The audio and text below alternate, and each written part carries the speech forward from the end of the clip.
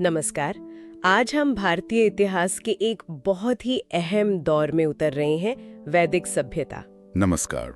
हाँ, ये वो समय है जिसने भारत की, आप कह सकते हैं, सांस्कृतिक पहचान की नींव रखी।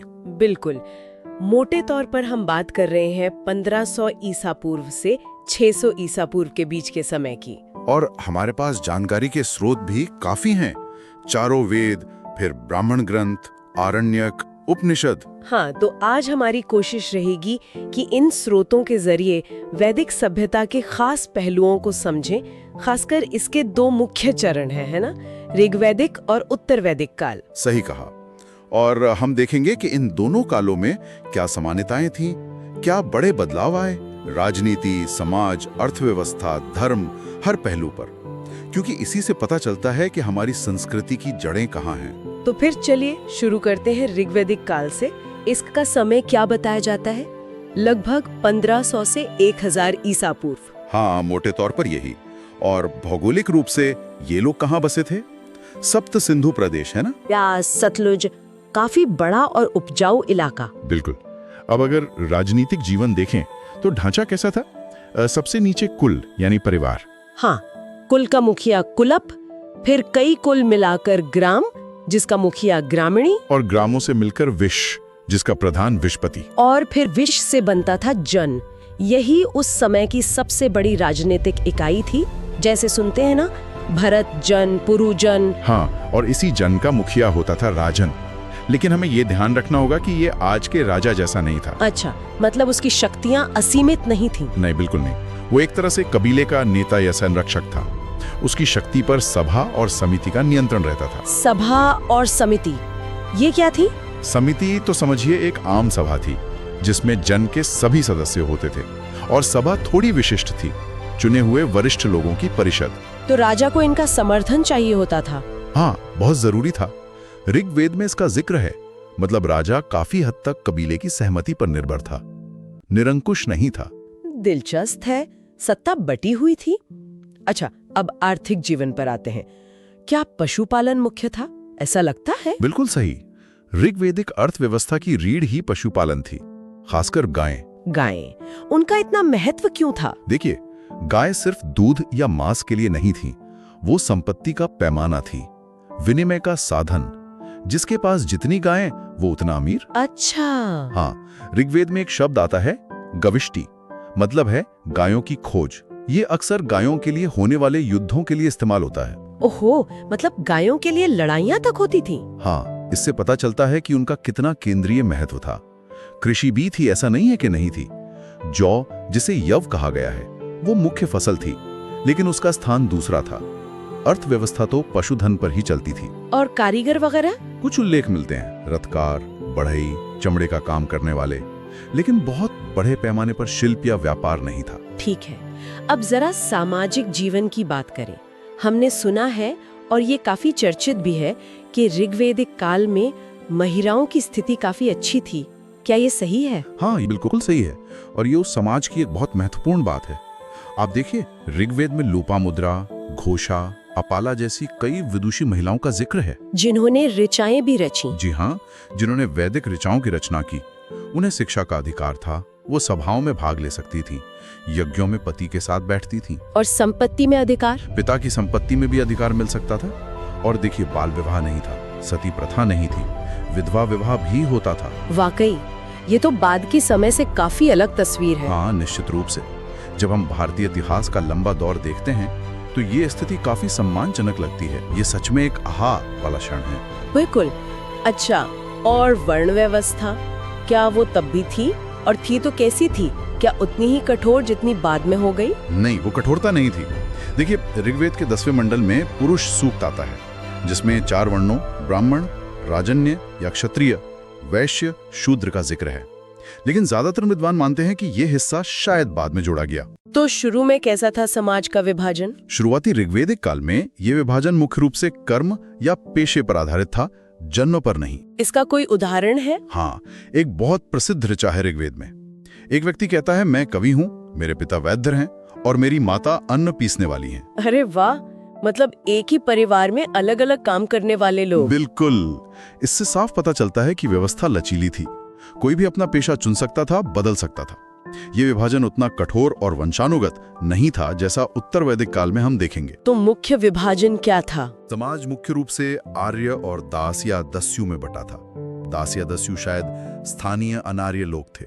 ठीक है, तो ये तो हुई ऋग्वेदिक काल की बात। कबीलाई समाज, पशुपालन मुख्य, लचीला सामाजिक ढांचा। और हाँ, धर्म कैसा था? धर्म मुख्यतः प्रकृति पूजा पर आधारित था। इंद्र, अग्नि, वरुण, सोम ये प्रमुख देवता थे। इंद्र वर्षा और युद्ध के देवता, अग्नि का महत्व यज्ञ में था, वरुण नैतिक व्यवस्था के संरक्षक, सोम एक पौधे का रस था। और पूजा कैसे करते थे? यज्ञ और मंत्रों का महत्व था। हाँ, यज्ञ और मंत्रों का बहुत महत्व था। स्तुति पाठ करते थे, देवताओं को प्रसन्न करने के लिए यज्ञ में आहुति देते थे। लेकिन ये यज्ञ अभी उतने जटिल नहीं थे जितने बाद में होंगे। चलिए तो अब आगे बढ़ते हैं और यहाँ से जैसा आपने कहा, बात वाकई दिलचस्प हो जाती है। हमारे हैं उत्तर वैदिक काल में, समय लगभग 1000 ईसा पूर्व से 600 ईसा पूर्व। हाँ बिल्कुल। और सबसे पहला बड़ा बदलाव तो दिखता है इनके रहने की जगह में, है ना? भौगोलिक विस्तार। हाँ, अब ये सप्त सिंधु से पूरब की तरफ बढ़ गए। गंगा यमुना का द्वाब, मध्य देश, इन उपजाऊ मैदानों में। सही। और इसी विस्तार के साथ कुरु, पांचाल, काशी, कोसल जैसे नए और बड़े राज्य उभरे।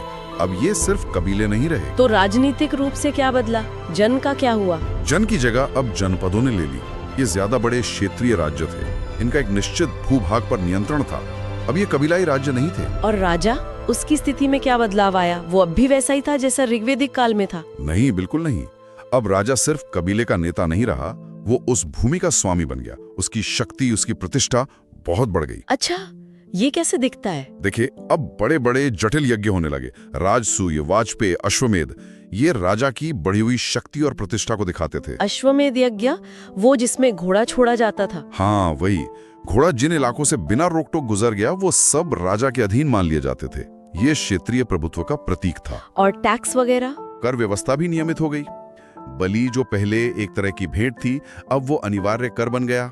राजा की मदद के लिए अधिकारी भी होंगे? बिल्कुल। संग्रहित्री यानी कोषाध्यक्ष, भागदूघ यानी कर वसूलने वाला, ऐसे कई अधिकारी आ गए। और हाँ, एक और बात, जो पुरानी संस्थाएं थीं, सभा और समिति, उनका महत्व अब कम हो गया। राजा का फैसला ज्यादा मायने रखने लगा। समझ गए। अब अर्थव्यवस्था पर आते हैं। इस काल में लोहे का प्रयोग शुरू हुआ था, सुना है। उसका क्या असर पड़ा? हाँ, ये बहुत बड़ा बदलाव था। लोहा, जिसे कृष्ण अयस या श्याम अयस कहा गया है, उसका ज्ञान और इस्तेमाल इस काल की बड़ी उपलब्धि थी। उससे क्या फर्क पड़ा? लोहे के औजारों से कुल्हाड़ी, हल के फाल, गंगा घाटी के घने जंगल साफ करना आसान हो गया। कठोर जमीन को जोतना संभव हुआ। तो मतलब कृषि का विस्तार हुआ? अभूतपूर्व विस्तार हुआ। अब कृषि अर्थव्यवस्था का मुख्य आधार बन गई और पशुपालन का महत्व थोड़ा कम हो गया। फसलें भी नहीं आई होंगी?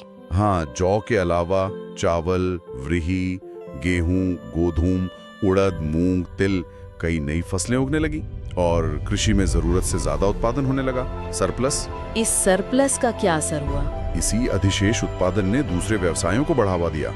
शहरीकरण की प्रक्रिया को भी बल मिला कह सकते हैं। अच्छा, तो मतलब बाकी शिल्प और व्यापार भी बढ़े? हाँ बिल्कुल। जब खेती से फुर्सत मिली और अनाज काफी हुआ, तो लोग दूसरे कामों में लगे। धातु का काम, सोना, चांदी, तांबा, लोहा, सब बढ़ईगिरी, रथ बनाना, कपड़ा बुनना, मिट्टी के बर्तन बनाना। मिट्टी के बर्तन कुछ खास तरह के? हाँ, इस काल की एक खास पहचान है चित्रित धूसर, मृदभांड, पेंटेड ग्रेवेयर, PGW। ये काफी मिलते हैं इस समय की साइड से। चमड़े का काम भी था। और व्यापार, सिक्के वगैरह थे? व्यापार भी बढ़ा, लेकिन नियमित सिक्के अभी नहीं आए थे। वस्तु विनिमय चलता था या फिर निष्क और शतमान जैसी सोने या चांदी की इकाइयां थीं, जिनका मूल्य के तौर पर इस्तेमाल होता था। मतलब एक ज्यादा स्थिर और जटिल अर्थव्यवस्था बन रही थी। अर्थव्यवस्था जटिल हुई तो क्या सामाजिक ढांचा भी ज्यादा जटिल हो गया? वर्ण व्यवस्था का क्या हुआ इस काल में? हाँ, यहीं पे सबसे बड़ा बदलाव आया और शायद सबसे दुर्भाग्यपूर्ण भी। ऐसा क्यों? क्योंकि जो वर्ण व्यवस्था ऋग्वैदिक काल में लचीली थी, कर्म पर आधारित थी, वो उत्तर वैदिक काल में बहुत कठोर हो गई। अब ये जन्म पर आधारित हो गई। मतलब ब्राह्मण, क्षत्रिय, वैश्य, शूद्र, इन चारों वर्णों के काम, उनके अधिकार, उनकी सामाजिक हैसियत सब जन्म से तय हो गए। इनके बीच खान पान, शादी ब्याह, इन सब पे कड़े नियम लग गए। हर वर्ण का काम बट गया। हाँ, ब्राह्मणों ने यज्ञों और शिक्षा पर अपना एकाधिकार कर लिया। वो समाज में सबसे ऊपर हो गए। क्षत्रिय शासक और योद्धा वर्ग बन गए। वैश्य खेती, पशुपालन, व्यापार करते थे और टैक्स देते थे। और शूद्रों की स्थिति? उनकी स्थिति सबसे नीचे कर दी गई। उनका काम बाकी 3 वर्णों की सेवा करना माना गया। उन्हें कई धार्मिक और सामाजिक अधिकारों से भी दूर रखा गया। गोत्र व्यवस्था भी इसी समय आई। हाँ, गोत्र व्यवस्था भी इसी काल में विकसित हुई। इससे विवाह संबंध और ज्यादा नियमित हो गए। एक ही गोत्र में शादी नहीं हो सकती थी। तो समाज काफी बंद गया। और महिलाओं की स्थिति, जो ऋग्वेदिक काल में इतनी अच्छी थी, क्या वो वैसी ही रही? नहीं, दुर्भाग्य से नहीं। उत्तर वैदिक काल आते आते महिलाओं की स्थिति में काफी गिरावट आई। कैसे? अब उन्हें सभा, समिति जैसी राजनीतिक संस्थाओं में भाग लेने का अधिकार नहीं रहा। उपनयन संस्कार, जो शिक्षा से जुड़ा था, वो भी उनके लिए बंद कर दिया गया। संपत्ति के अधिकार भी कम हो गए। हाँ, पैतृक संपत्ति में उनके अधिकार बहुत सीमित हो गए। उन्हें पुरुषों के अधीन माना जाने लगा। हालांकि अपवाद थे। अपवाद? जैसे उपनिषदों में गार्गी और मैत्रेयी जैसी कुछ विदुषी महिलाओं का जिक्र मिलता है, जो दार्शनिक बहसों में हिस्सा लेती थीं, लेकिन वो अपवाद ही थीं। आमतौर पर उनकी सामाजिक और धार्मिक आजादी कम हो गई थी। ये तो बहुत बड़े बदलाव हैं। धर्म में भी बदलाव आए होंगे। वो पुराने देवता इंद्र, वरुण, उनका क्या हुआ? उनका महत्व कुछ कम हो गया। ऋग्वैदिक काल के जो हीरो देवता थे, इंद्र और अग्नि, वो थोड़े पीछे चले गए। तो कौन से देवता प्रमुख हो गए? नए देवता सामने आए। प्रजापति, जिन्हें सृष्टि का रचयिता माना गया, विष्णु, जो पालक और संरक्षक बने, और रुद्र, जिनका आगे चलकर शिव के रूप में विकास हुआ, संहारक। और पूजा का तरीका, यज्ञ वगैरह? पूजा पद्धति भी बहुत बदल गई। यज्ञ अब पहले से कहीं ज्यादा बड़े, जटिल और खर्चीले हो गए। महीनों सालों तक चलते थे। बहुत सारे पुरोहित लगते थे। इनका मकसद क्या था? अब ये सिर्फ देवताओं को खुश करना नहीं था, ये राजाओं के लिए अपनी शक्ति दिखाने का भी जरिया बन गए। कर्मकांडों पर जोर बहुत ज्यादा बढ़ गया। हर चीज के लिए नियम, विधि विधान। लेकिन इसी दौर में तो उपनिषद भी लिखे गए, है ना, जो कर्मकांड के बजाय ज्ञान पर जोर देते हैं। ये दोनों बातें एक साथ कैसे? ये तो विरोधाभास लगता है। बिल्कुल। और यही उत्तर वैदिक काल का सबसे गहरा और दिलचस्प पहलू है। एक तरफ तो यज्ञ और कर्मकांड चरम पर पहुंच रहे थे, पुरोहितों का दबदबा बढ़ रहा था। और दूसरी तरफ एक बिल्कुल अलग सोच विकसित हो रही थी, उपनिषदों के रूप में। उपनिषदों को वेदांत भी कहते हैं, यानी वेद का अंत या सार। इनमें क्या खास था? इनमें कर्मकांडों की बाहरी चीजों पर सवाल उठाए गए। जोर दिया गया ज्ञान पर, आत्मज्ञान पर। आत्मा क्या है? ब्रह्म क्या है, यानी परम सत्य? इन दोनों का रिश्ता क्या है? मतलब गहरे दार्शनिक सवाल। हाँ, बहुत गहरे। कर्म का सिद्धांत, पुनर्जन्म, मोक्ष यानी जन्म मृत्यु के चक्र से छुटकारा, ये सारे विचार उपनिषदों में मिलते हैं। ईश्वर के निराकार सर्वव्यापी रूप की बात भी यहीं मजबूत हुई। तो ये कर्मकांडों की प्रतिक्रिया थी? हाँ, ऐसा कह सकते हैं। शायद समाज में जो जटिलता बढ़ रही थी, जो कर्मकांड बढ़ रहे थे, उसी के बीच कुछ लोग सत्य की खोज में इन बाहरी चीजों से आगे निकलकर अंदरूनी ज्ञान की तरफ मुड़े। ये वाकई सोचने वाली बात है कि एक ही समाज में ये दो विपरीत धाराएं, कर्मकांड और आत्मचिंतन, एक साथ कैसे पनपी। तो अगर हम इन दोनों कालों को साथ रखकर देखें तो क्या मुख्य अंतर दिखते हैं? एक निचोड़ क्या निकलता है? देखिए, तस्वीर काफी साफ है। ऋग्वैदिक काल एक गतिशील, ज्यादातर पशुपालक कबीलाई समाज। राजनीति सरल, सामाजिक नियम लचीले, महिलाओं का स्थान अच्छा, धर्म प्रकृति पूजा वाला। और उत्तर वैदिक काल? उत्तर वैदिक काल ज्यादा स्थायी, कृषि प्रधान, बड़े क्षेत्रीय राज्य, राजा ज्यादा शक्तिशाली, वर्ण व्यवस्था कठोर और जन्म आधारित। महिलाओं की स्थिति में गिरावट, धर्म में जटिल कर्मकांड, लेकिन साथ ही गहरे दार्शनिक विचार भी। तो ये पूरा बदलाव ये कैसे हुआ? क्या वजहें थी? ये मूल रूप से एक संक्रमण था। एक अर्ध खानाबदोश, चारागाह पर निर्भर समाज से एक स्थायी, खेती पर आधारित सभ्यता बनने का सफर। और इसमें लोहे की भूमिका रही? हाँ, लोहे ने इसमें बड़ी भूमिका निभाई। खेती बढ़ी, आबादी बढ़ी, बड़े राज्य बने, समाज में ऊंच नीच बढ़ी। और इसी बदली हुई सामाजिक आर्थिक पृष्ठभूमि ने राजनीति, समाज और यहाँ तक कि धर्म और दर्शन को भी प्रभावित किया। मतलब एक चीज ने दूसरी को बदला। बिल्कुल। जहाँ एक तरफ बढ़ते राज्य और सामाजिक बंटवारे ने कर्म कांडों को जटिल बनाया, वहीं दूसरी तरफ शायद इसी जटिलता और असमानता ने कुछ लोगों को जीवन के गहरे सवालों के जवाब खोजने के लिए प्रेरित किया, और वहीं से उपनिषदों का चिंतन निकला। तो ये थी हमारी वैदिक सभ्यता के 2 चरणों की एक झलक, ऋग्वैदिक काल की सादगी से उत्तर वैदिक काल के जटिलता तक का सफर। और ये तो साफ है कि इस लंबे दौर ने भारतीय सभ्यता की वो नींव रखी जिसके असर आज भी हमारे समाज, धर्म, दर्शन हर चीज में दिखते हैं। हाँ बिल्कुल। और जाते जाते सुनने वालों के लिए एक सवाल छोड़ जाते हैं। ये जो इतने बड़े बदलाव हमने देखे, सरल प्रकृति पूजा से जटिल कर्मकांड तक, लचीले समाज से एकदम कठोर वर्ण व्यवस्था तक, आखिर कौन सी ताकतें होती हैं जो किसी समाज को इतने गहरे तक बदल देती हैं? क्या ये सिर्फ तकनीक जैसे लोहे का आना या आर्थिक बदलाव होते हैं वाली बात है? हाँ, ये सवाल हमें सिर्फ क्या हुआ से आगे ले जाकर ये सोचने पर मजबूर करते हैं कि क्यों हुआ और कैसे समाज बदलते हैं, कैसे सभ्यताएं आकार लेती हैं।